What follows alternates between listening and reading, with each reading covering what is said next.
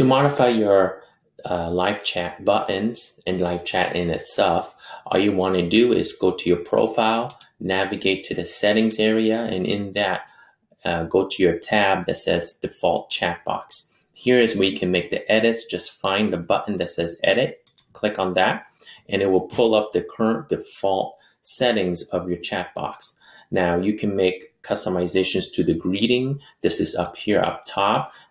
So maybe you don't want to have what Kaydoh have provided for you. Instead, you can delete this and you can create your own custom greeting. So maybe you can say, hey there, how are you doing today?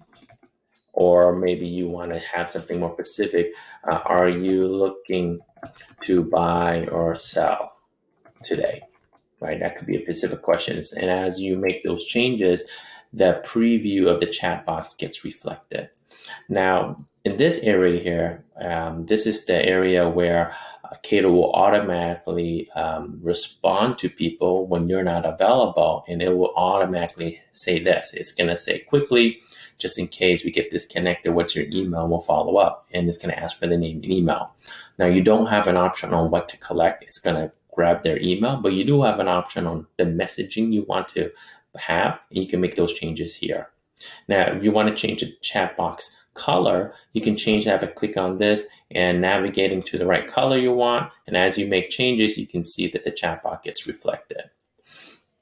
In this area here where it says delayed display pop-up, this is the number of seconds the chat box will remain hidden or closed until it pops up. So essentially we call this like a virtual door knock. So right now by default it's 8 seconds, but over time you may find that you want to have a longer delay. So you can change it to 20 or 30 seconds. And that just means within 20 seconds, or let's say you chose 30 seconds, within 30 seconds, the chat box will pop up and do the initial greeting. Now, if you want to add buttons, Kaydoh doesn't come out of the box providing buttons, but we do have system buttons pre-made for you, or you can create your own custom buttons. I'm going to go over the system buttons first. If you click on this, it's going to give you a list of available buttons you can choose from. It'll tell you the action, what it will do, and it'll tell you the response or what it will do.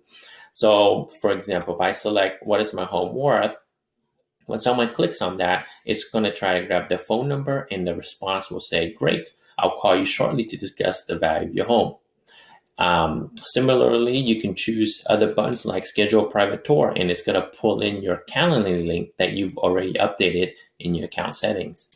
If you click on, let's say, learn more, it's going to pull in your own website. So let's go ahead and use these three as an example. I select them here accordingly and hit add buttons, and it will show down below here. And you can make changes to the button label if you want.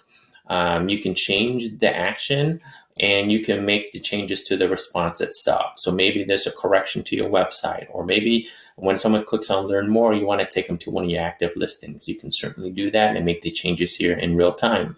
Now, if you want to add some additional buttons that aren't in the system buttons here, you can just go and hit custom button, and it's going to add a new row at the bottom. And here you can have something, maybe say, see active listings nearby. And as you make changes here, you'll see in the chat box window up top, all of the buttons that were added in the new button that you're adding in it for the custom.